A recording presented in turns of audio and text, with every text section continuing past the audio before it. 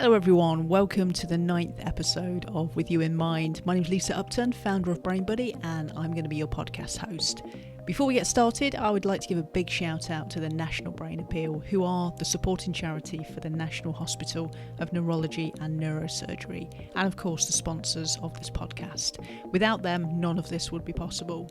If you haven't heard of them, then I'd encourage you to head on over to www.thenationalbrainappeal.org, where you can find out all about the great work that they do to support the hospital. Now today you're in for a real treat because I'm chatting to Madeline, who is a patient at the National. I had the pleasure of interviewing Madeline last year in November during our in-person talks at Queen Square. During this interview, Madeline very bravely shared her story of laser interstitial therapy, otherwise known as LIT, which she had had just a few months prior to this interview at King's in London.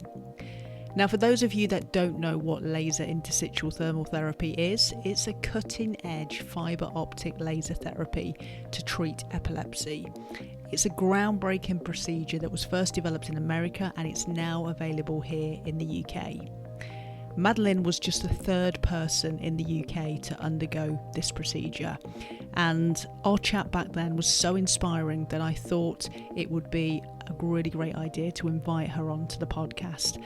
So I think you're really going to love this chat, particularly if you are someone who might be a candidate for laser interstitial therapy, because Madeline shares exactly what it's like to go through this non-invasive procedure. So, with that in mind, let's cue that jingle and get this episode started.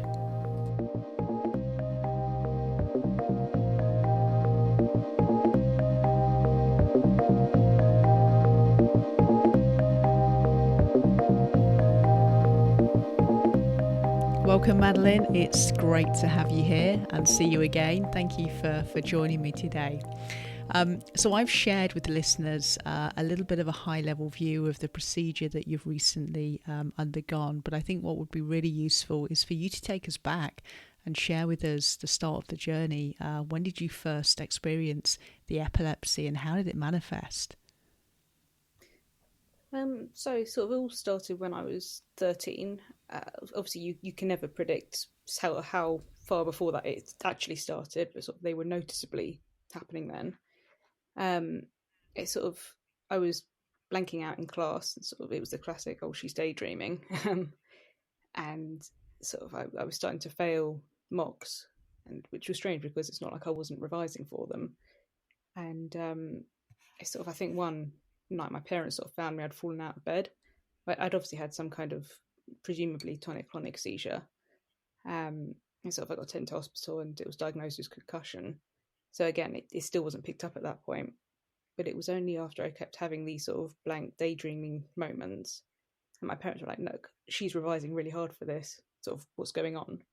Eventually, we got referred to a paediatrician who sort of specialised in brain issues, and they went, "Okay, we think she's got epilepsy."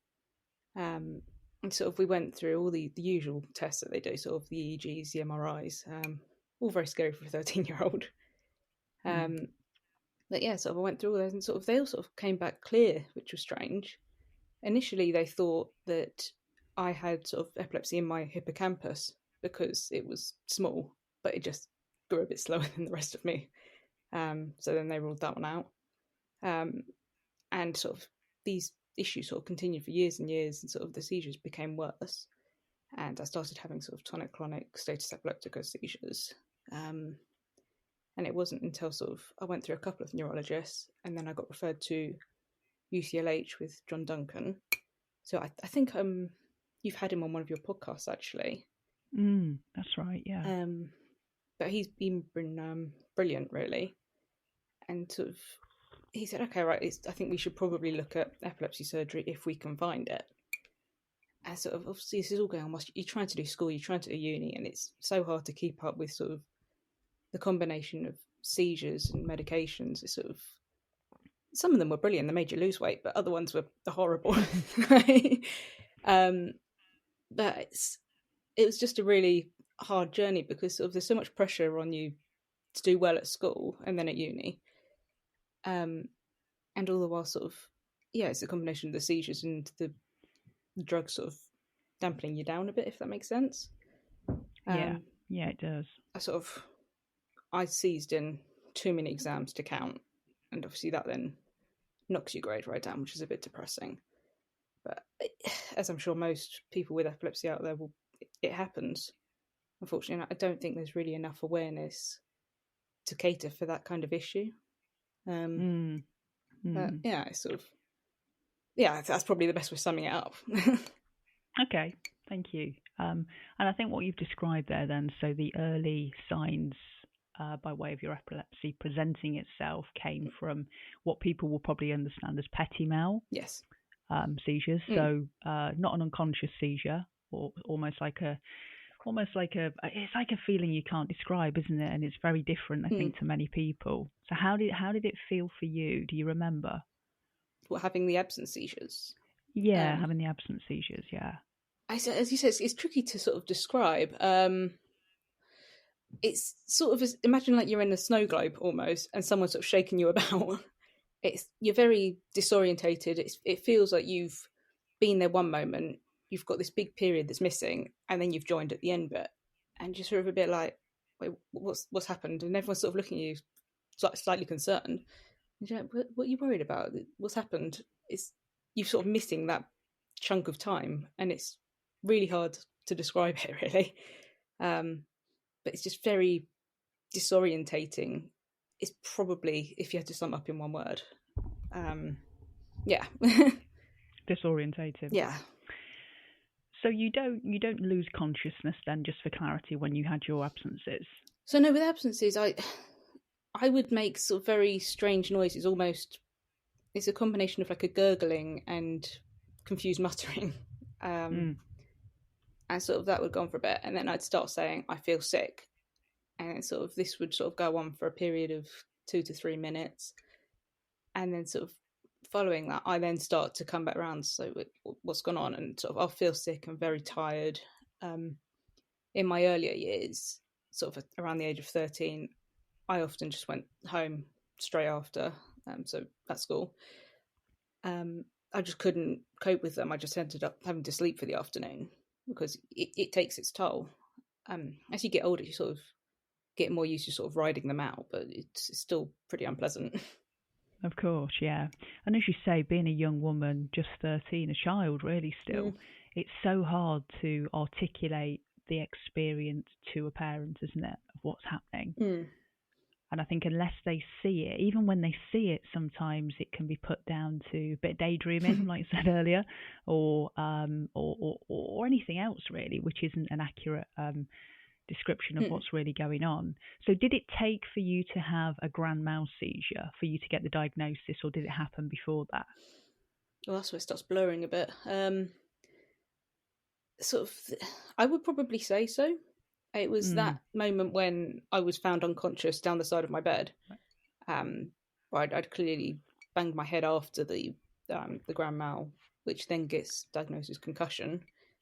Sort of that happened, and then obviously whilst my parents were pushing for some kind of diagnosis, obviously I've never heard of epilepsy before at this point. I'm still having all these absence seizures. They're getting longer, they're getting worse, because at this point I'm not on medication, so they're going to get worse. And sort of there were occasions, I remember one particular PE lesson where I did have a tonic-clonic grand mal seizure. Obviously doing that in front of your entire class is mortifying. And at that point, the school's a bit like, okay, what's going on here?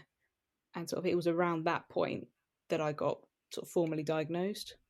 So it probably took 6 months to a year from that point where I fell out of bed, if that makes sense. Yeah.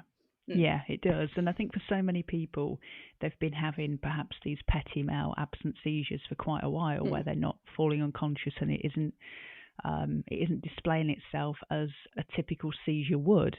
And so many people, I think, for so long, particularly around the age of teenage years, because epilepsy can and often is something that presents itself in our teenage years, they go on for a really long time having these little petit mals going undiagnosed. And as you said earlier, it can really start to affect schoolwork, social interactions. And for many people, it can, lead them to quite a dark place, depression, anxiety.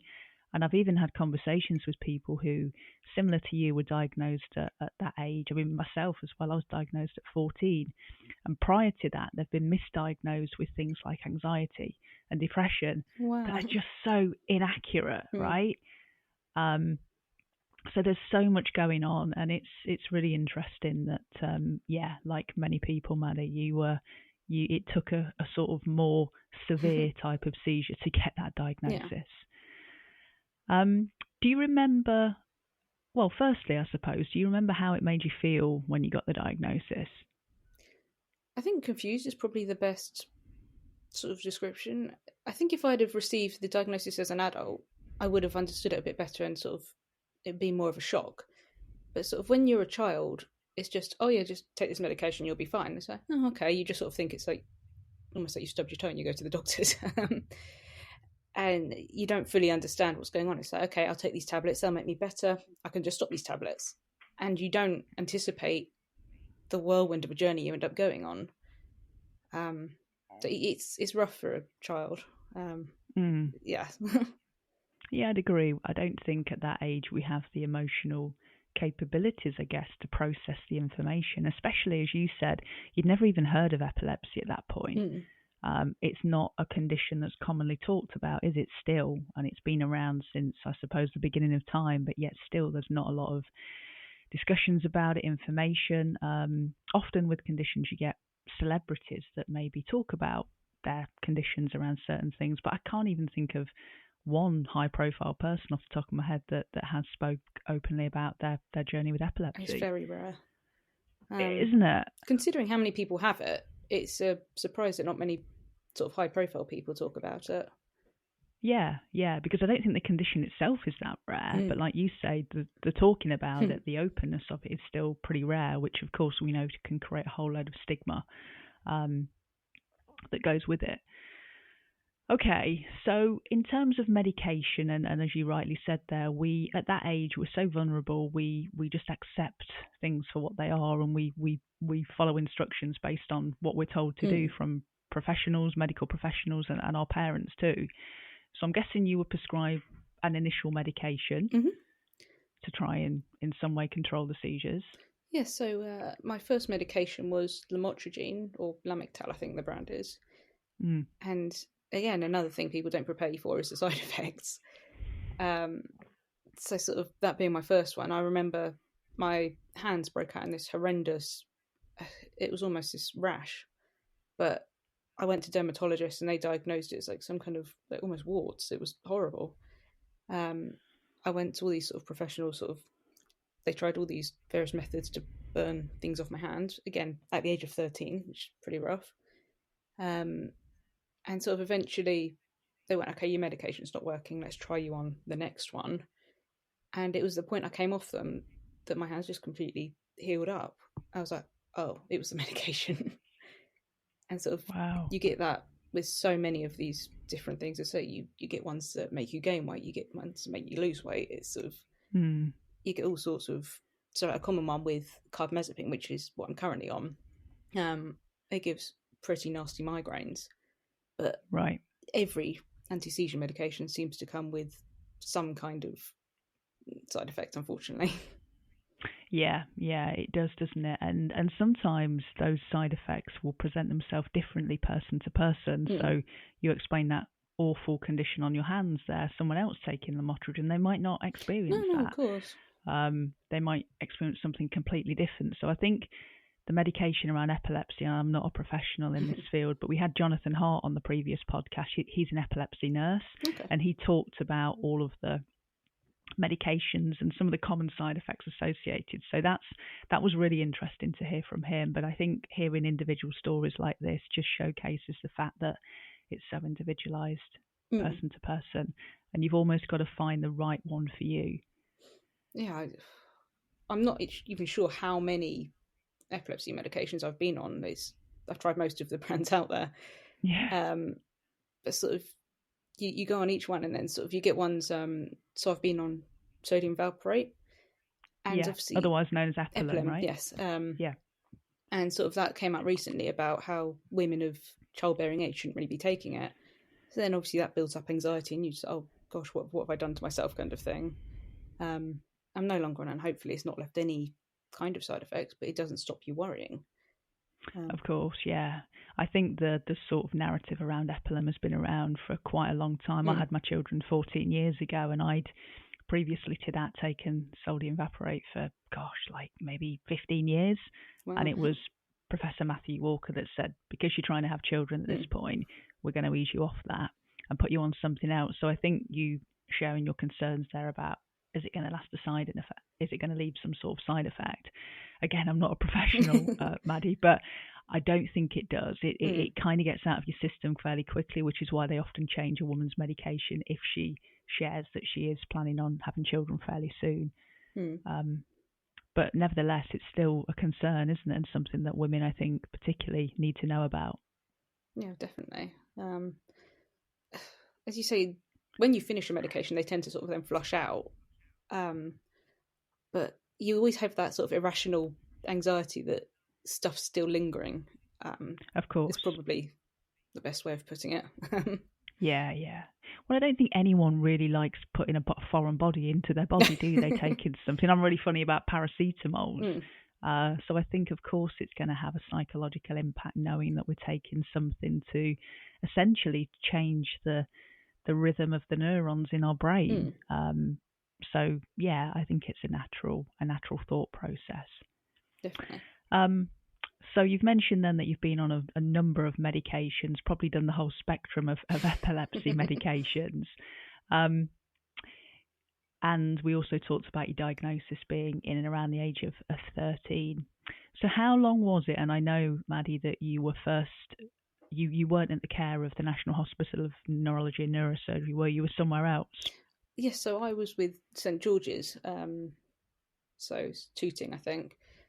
And sort of I was with them for, I would have said a good 5 years, maybe. Okay. So sort of I was at Epsom Hospital for the paediatrician, and then I moved to St George's when I became 18. And sort of that went on for a bit, and it's just try this medication, try that medication. And I'm using up all these tests because they're doing all these EEGs, MRIs, the classic ones where they try and find some kind of growth, deformity, anything that could be causing the seizures. And they're all just coming back clear, and it's just so disheartening to have each one come back with, no, we haven't found it, no, we haven't found it. And then you start questioning, do I actually have actual epilepsy, or am I just having these pseudo seizures? Because there's nothing to back up the fact that you are seizing. And then sort of you have that thought, and then the next day you have a tonic-clonic, you know. So, yeah. And it's sort of, I can't keep track of the amount of times that I had asked John Duncan that have I actually got epilepsy? He's like, no, I'm fairly convinced you do. And sort of you doubt yourself quite a lot, and it wasn't until I had a SEEG procedure where they sort of use the wires on your actual brain that I seized 2 to 3 times with those in, and they actually found a seizure onset. And at that point, it sort of kicked in that, okay, yes, I've got something wrong with my brain. Yeah, it's a really interesting point you raised there. Again, for many people, when they go through either the fMRI scans, the EEG, it can normally detect the area of the brain where the seizure is, coming from, or there's an abnormality residing. But in your case, and I've seen your scans, there's no sign, is there, or evidence of any malformity within the brain that suggests bizarre. It might be emanating from that particular area. So it's great that they've got these sort of, let's call them futuristic tests now, which they certainly didn't have 10 years ago, that can really pinpoint that area. So those tests, just remind me of the name of those tests again. So I had the SEEG. I think it's like a stereo EEG or so, but basically they sort of put the EEG wires directly on your brain, sort of using a surgical procedure. I had 12 put on because no one really knew, but they sort of suspected that it came from my occipital lobe. And so just because sort of I had vision issues, and sort of based on what I was saying when I was seizing, but they had nothing else to go off really. And sort of they sort of put most of the wires in that point, and then sort of put a couple sort of elsewhere just in case, I think. And yeah, thankfully, I think 3 or 4 of the electrodes picked up the exact spot, because I was sort of seizing from, I think, 5 or 6 different points along my fusiform and my lingual gyruses, which they deal with sort of your pattern recognition and language, that kind of thing. But it was nice to know that I had one on my left side as well as my right side. Yeah. So the surgery didn't really. Obviously, it has affected me. It's taken time to sort of rebuild, sort of recognizing people in the street, or sort of I'll sometimes lose my way mid sentence. But it's nice to have the part on my left side, which sometimes compensates for what's now not there on my right side. Indeed, yeah. And we know that the brain is so malleable, and it does that for so many people that go through different types of surgery. And just linking it back to how your seizures, or indeed your petit mals or absences presenting themselves in those early days, you're right. It's all the professionals have to go off as to where they can make an educated guess in terms of where that kind of, I don't know, what should we call it, a malformation is occurring in the brain. And so in those early days when you were having those petit mals, was your vision at that point affected, thinking back now? And it's sort of, from day to day, my vision is completely fine. It was only sort of when I seized, and you sort of had to catch me at the right point where I'm not aware, but I'm saying things, if that makes sense. Yeah. And sort of I would be like, okay, I feel sick. And it's sort of like my vision's kind of gone a bit blurry, and I can't really see where I am. I don't really know what's going on. It sends you into a panic, because when one of your senses is taken away, it's just like, oh gosh, what's happening, kind of thing. And so I think sort of me sort of constantly saying my vision's gone blurry, what's going on, I think that sort of clued them in a little bit. Yeah. As I say, all my other scans came back completely clear. It's odd, but yeah, thankfully that gave them a pretty good indication. And I think that's crucial. If we can provide the professionals with as much information as we can, even though these experiences are very hard to describe, it just makes their job, I suppose, a little bit easier. But of course, they have all the amazing technology to validate, what it is they need to know. But I think something really interesting that you did that you shared with me prior to the talk that you did in person was your seizure diary that you kept, which looked at the frequency and also the sort of experiences you were having. So what made you decide to do that? So to create the seizure diary? Yeah. It was very hard to sort of tell the neurologist what was going on when you're only sort of seeing them every 6 months. So they sort of also recommended that I keep a track of my menstrual cycle, because for a lot of women, their seizures are linked to that. But sort of after recording that for a couple of years, we noticed that mine weren't. And it was very helpful to sort of, it was like a little Excel chart. And every time sort of you put a seizure down, you could see, okay, so this month you're having them 3 times a week, but then this month you're only having them like 1 or 2. It's not a huge difference, but when you lay it out in sort of the full year, you can say, okay, this trend is happening here, this trend is happening here. And then it also helps when you've had a particular test. So back in 2019, when I had my SEEG, you'd make extra notes saying what happened there. And sometimes when paramedics came around, I would also put down my vitals that they took to say, okay, was it this that maybe pushed you over the edge to have this status epilepticus seizure? It just, because it's so hard to just memorize all these events that are happening, it just really helps to write everything down in one nice place. Yeah, absolutely. It's really interesting that you did that, and I think probably an invitation for people that are listening that are currently on this journey. It's a helpful tool, I think, to have, and I think in a world with epilepsy, you can feel very often out of control, can't you, with so many things? And I think from a psychological perspective, it can give you a sense of control if you're tracking the seizures and knowing, or potentially figuring out some sort of pattern. It can create that calming sense of control that so many people need. I sort of so sort of my surgery that I've with the laser interstitial therapy, sort of I was seizing very reliably up until that point, sort of 4 times a week, and sort of sometimes I'd have 3 in a day. At that point, you have to then take a cluster medication as well. And so sort of for that to happen, and then sort of I'd put my little surgery date on the chart, and then sort of after that's just like nothing had happened. And sort of, I'm still getting sort of a lot of the headaches and stuff, but I think that's also due to the medication. Of course.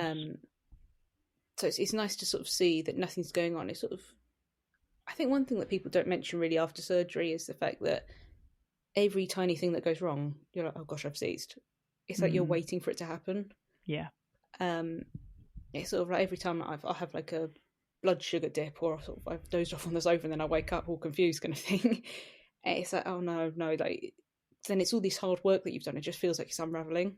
Yeah. And then sort of you take like an hour or so and you go, okay, it wasn't anything. But I do feel that that's something I wasn't prepared for. So I was hoping that it was just, okay, you've had the surgery, it's all fixed. I think there's stuff that comes after as well. Yeah, I mean, that's the hope, isn't it? That's the dream for everyone, to have the surgery and for the epilepsy to go, and to hopefully at some point not take any medication at all. But I think you're absolutely right. People don't realise that it's a long journey. And, you know, we would never encourage anyone, and the professionals definitely wouldn't, to come off their medication straight away. That in itself is a process, isn't it? And I think from the psychological perspective as well, there's a transition that we need to make from being a person with epilepsy, having perhaps regular seizures, to becoming a person that's having less regular seizures, and this unknowing of who we're going to be and is it going to go, and that has an impact on people. It really, really does, and it can take a lot of time. Definitely. Sort of, when you have epilepsies, every movement you make has to be watched by someone.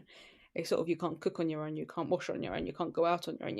You always have to be supervised, and sort of you end up just becoming acclimatized to that. Yeah. And when you've had the surgery and sort of, you know, touch wood, that it's gone, you're suddenly allowed to sort of do these things for yourself. It's sort of, I remember sort of a month or two ago, I made my first trip out to the shops on my own. I'm like, this is just weird.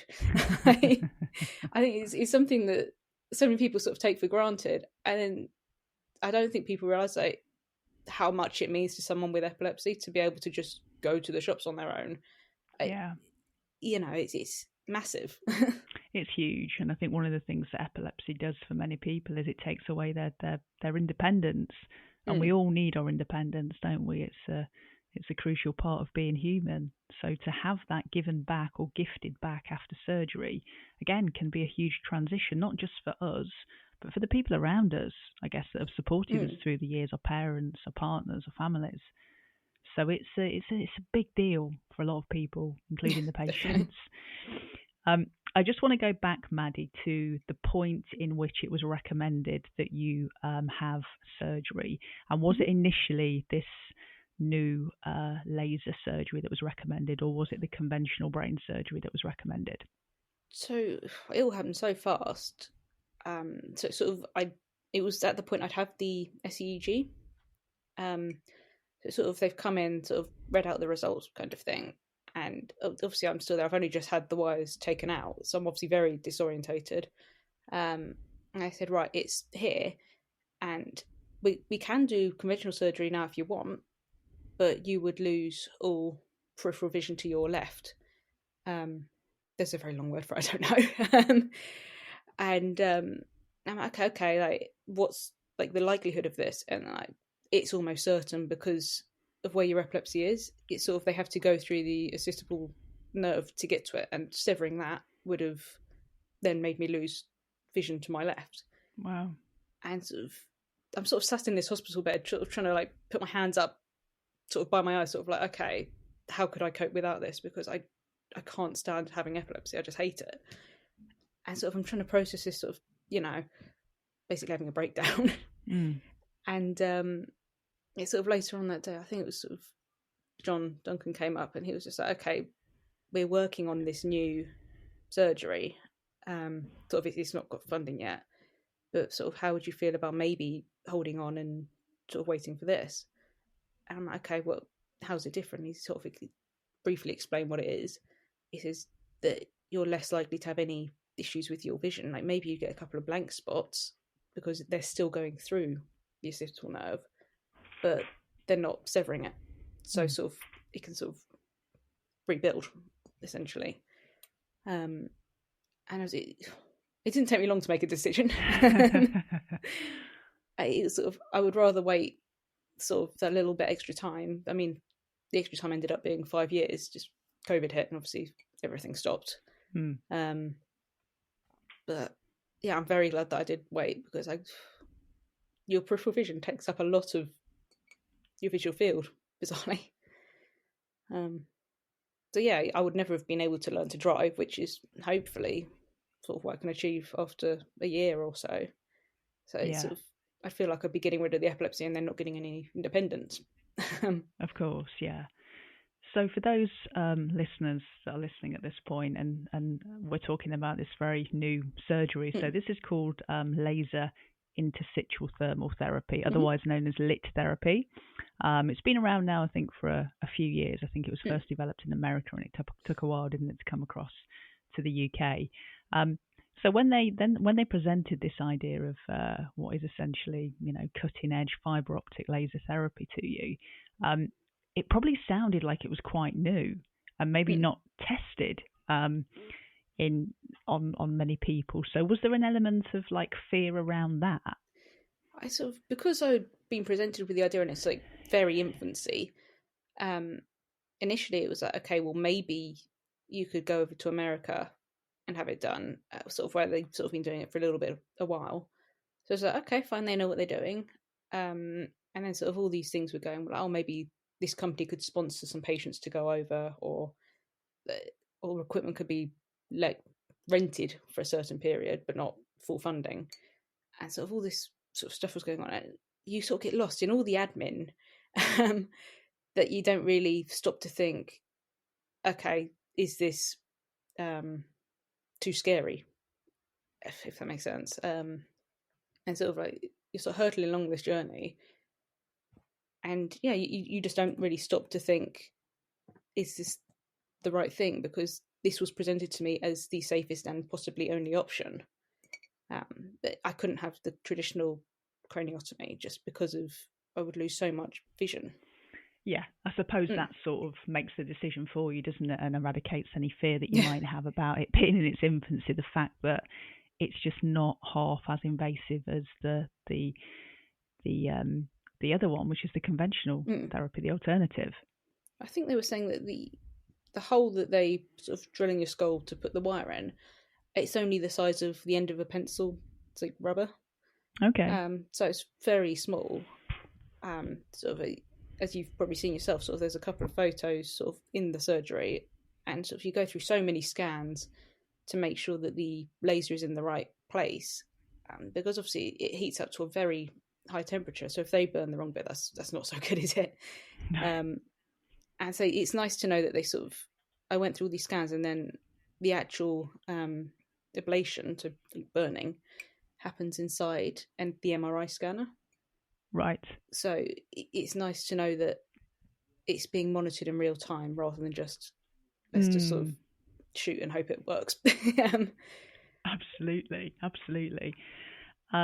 In terms of the actual surgery itself, we're going to talk about that in just a second. But when you were describing to me how it is a lot less evasive than conventional, I kind of had this vision, Maddie, of you sitting in a chair in a doctor's waiting room, and sort of that's how the procedure happens. But it doesn't, of course. It is exactly like conventional surgery in the sense that you're in a theatre, you're gowned up.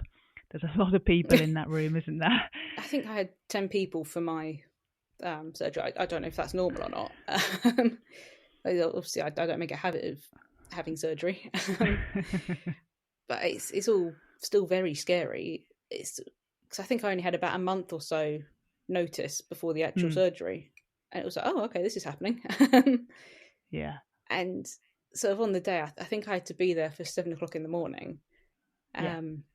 So obviously you're tired, and sort of when you're in the assessment room, you're going through all these sort of blood tests. Sort of they weigh you, check everything, make sure you're healthy. And then by the time you actually get to the operating room, you're already a bit worn out. Yeah, of course. And sort of, I do still remember sort of being sat there. I'm like, I don't remember which one of you my surgeon is. And sort of you're sort of looking around like, I don't know what I'm doing.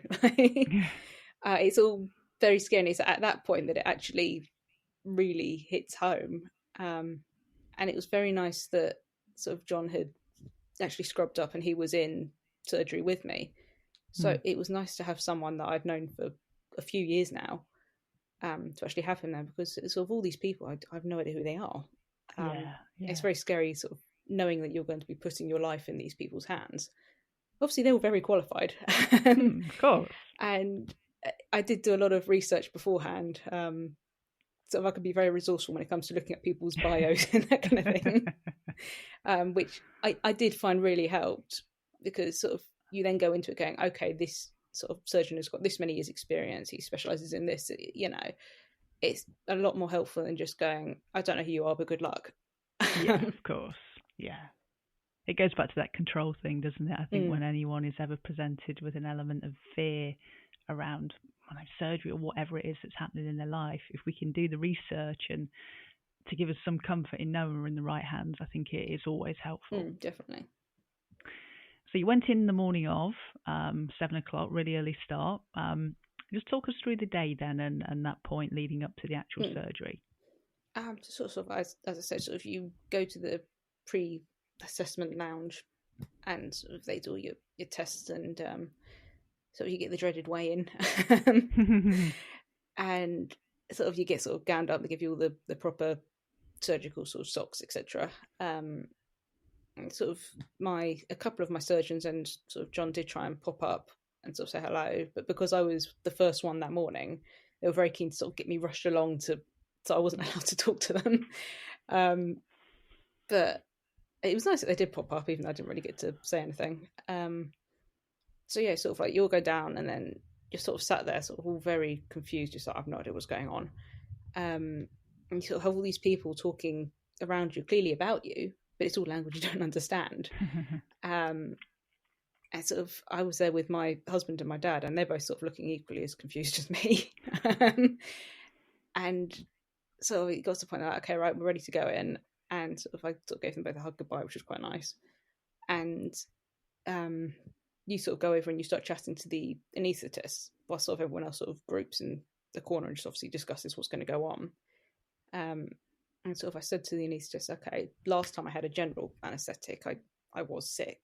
Do you know if you can help me with that?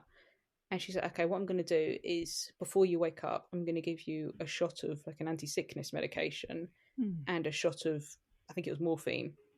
And to be fair to her, when I woke up, I wasn't in pain and I wasn't sick. And that was something really nice, because obviously when you're not well, it puts pressure on your head, and that's the last thing you want to be doing. Of course. I sort of, when I came around, obviously you've got no idea where you are, which obviously this turns out to be recovery. You got sort of people around you sort of saying, I'm in quite a lot of pain, and I'm like, what's going on? Because obviously I'm so disorientated from the anaesthetic. I've got no idea what time of day it was. I thought the surgery was going to take like 3 or 4 hours. It ended up being 7.5. Wow. So it was very long. They're sort of saying things to me like, okay, you might need to learn to walk again. Clearly you can talk fine, so that's good. And nobody really knows until you actually do these things. Right. So sort of I eventually went up to the ward, and sort of, I think my husband and dad were very happy that I was functioning. Because you go into brain surgery, no one knows what you're going to come out with. It's, and sort of I managed to get out of bed and walk very quickly, which was really nice, because you get so scared that actually I'm not going to be able to walk again. It's going to take me months to learn to walk, or sort of, it was nice to see them. And sort of my dad called my mum, said, yeah, she's fine, she's no problems. And he sort of he's put the phone to my ear, and my poor mum, she's screaming down the phone in tears.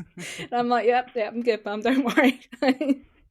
I think one issue I had sort of post surgery was I did have issues with my eyes.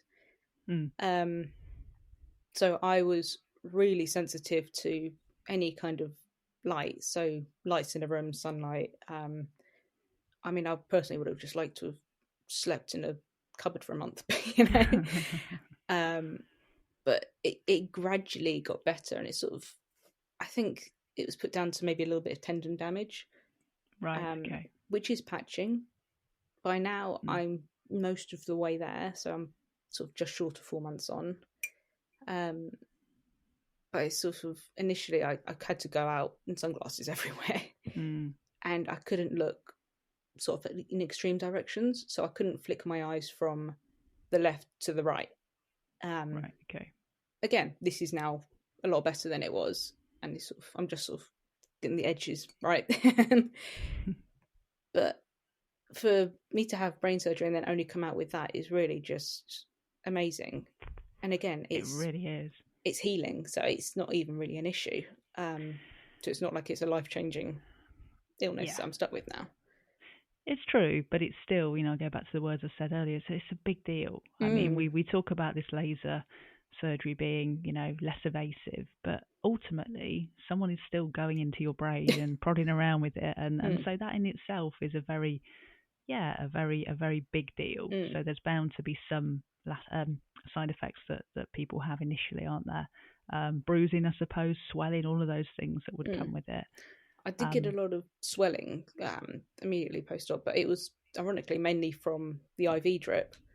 Right. That sort of I came out and sort of both my arms were very swollen, and sort of my poor dad was just about, what's going on? No, she's fine. Because obviously I've had a drip in me for 7 hours. Right. So my arms, it's swollen, So it's nice to know that wasn't serious. But sort of before you go into surgery, they give you sort of this very long letter sort of saying, okay, these are the things that can happen and that can go wrong. And sort of you're reading things like coma, death, and all these sort of very serious side effects. And you're like, oh God, okay, this is really real, quite scary. But I think with epilepsy, it sort of gives you not a degree of recklessness, but it's sort of, you're more likely to take that jump than someone that hasn't been struggling with the seizures, if that makes sense. Yeah, I'd agree, because it's almost that thought process of going, well, what kind of could be worse? Like, I've not got a lot to lose. I think seizures get you to the point where they're so, well, it's draining, isn't it, emotionally, physically, and you would almost give anything a go. Definitely. So, yeah, I hear you. Sort of, you feel like such a burden on sort of the people around you, and sort of it doesn't matter how many times people say that you're not.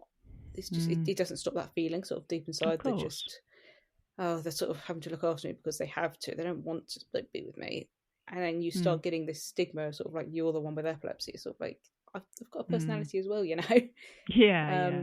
And it is hard because people don't do it deliberately, but it's just then what happens.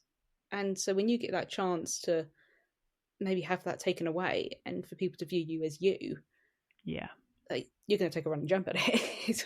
Absolutely, of course you are. So the big question, I suppose, is how have you been since the surgery, which was just, by the way, for those listening, 4 months ago? Just shy of 4 months ago, so it'll be 4 months in 3 days. Yeah. So how have the seizures been? So I haven't seized since, which is nice. Amazing.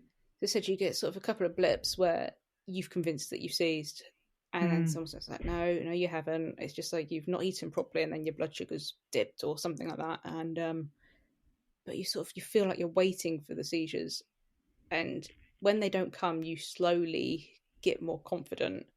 Sort of that first month, 2 months, it's just, oh gosh, it's going to come, And it's nice when those 2 months turn into 3, turn into 4. It's sort of, it's like you're on a counter almost. Yeah. And prior to that, how often were you having the seizures? Probably about 5 to 6 times a week.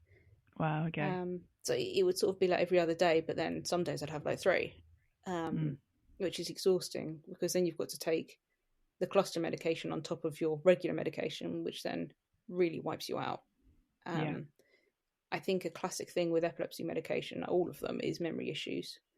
Right. And sort of trying to cling on to any kind of information is really hard. So I've got notepads all over the house. But that's the coping strategy, right? If it helps, and hopefully not forever you'll need this, but in this moment, it's probably useful for you. So it sounds incredible. I mean, it's fantastic that you've not had a single seizure since the surgery. So long may that continue, Maddie, long may that continue. In terms of your recovery in other aspects, so physically, emotionally, how has that been sort of 4 months in? Physically, the main issue has been the eyesight. Right. Sort of I've been quite tired a lot of the time, and I need to keep telling myself, stop pushing yourself. Because I'm one of these people, I like to rush at things, you know. And sometimes you have to go like, okay, stop, just go back to bed, or just sit on the sofa, just watch some TV or something. And it's hard when it's your brain, because it's not like you're in a cast that's stopping you from moving. You're sort of in control of your own recovery, so you need to force yourself to sort of take a step back, slow down, and just sort of try and sleep as much as you can. Emotionally, as I said, it's sort of you're waiting for that seizure to happen, and sort of you get quite stressed at that. And when they say, okay, don't get stressed after the surgery, it's not the easiest, and it's weird just trying to shake off people's stigma that you might no longer be that one with epilepsy. And sort of taking out these journeys on your own, it's sort of very scary, because I never got that chance to become an adult, if you know what I mean. So sort of because it happened at 13, I never got to go out on my own, kind of thing. So sort of I'm now doing it 15 years later, you know. So it's a hard journey, both physically and emotionally. Yeah. Every day at a time, right? Pretty much, yeah. One step at a time. I mean, it sounds like you're doing amazing, and the fact that you were with us in person just a month ago in London, 3 months after your surgery, and you're here doing this talk, remembering all of this information today by podcast, you're doing amazingly well. So a little bit of self-compassion, I think, is probably needed as well. And we didn't touch upon the fact that your surgery, were you in for just a day? Is that right? Yeah, so sort of the surgery was, I think it ended up being something like 8:30 or 9 in the morning by the time I was all done. I think I was back up at the ward at about 5 o'clock, and then I went home the next morning. They kept saying, "Are you sure?" I'm like, honestly, I'm fine. I felt as normal as you can be, considering you've had brain surgery. Obviously, you're kind of woozy, a bit disorientated. Now my arms were really sore, but compared to a lot of the other people on the ward, it was very lucky. Sort of, you hear them going down saying, okay, what's your level out of 10 on the pain scale? And I would always say that, I don't know, maybe like 3. And then I've got people in sort of the room next to me saying, it's 10, I can't see what's going on. And I'm just like, oh gosh, these poor people. And I sort of feel like I've gotten away with it almost. But it was very nice to just sort of go home and just sleep, because obviously in hospital they're there to get you better, but you can never sleep as well as you can in your own bed. No, never, can you? Never.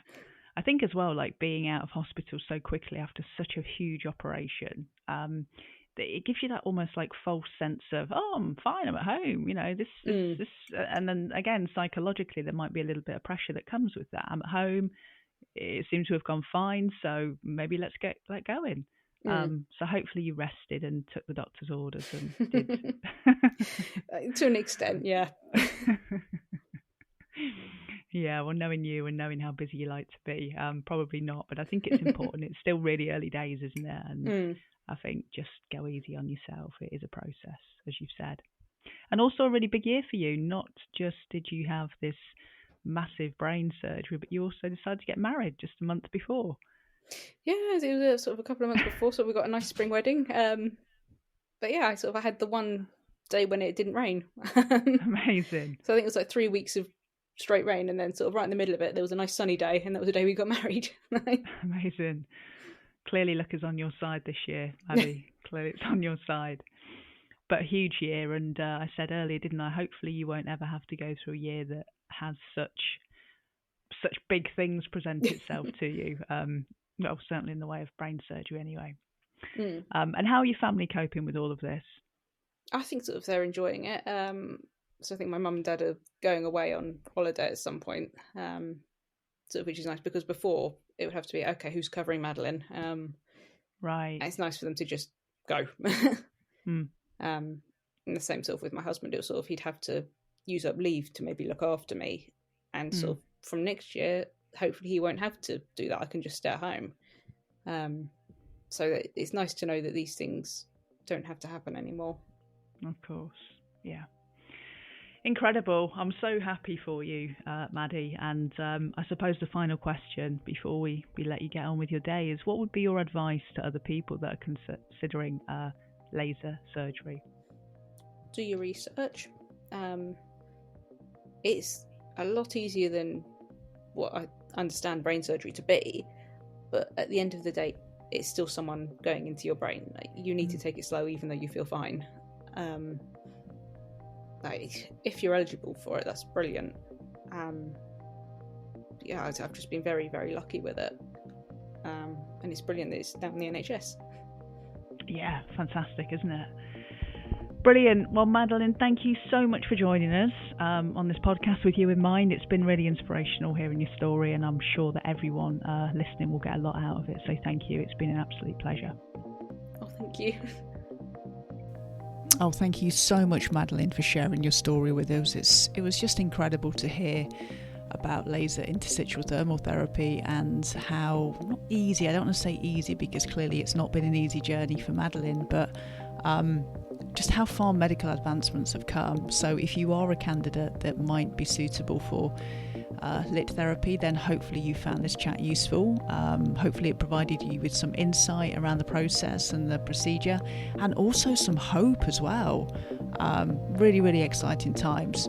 I'll be back next time with a really special guest, so do join me for the next episode of With You in Mind. Until then, take care everyone.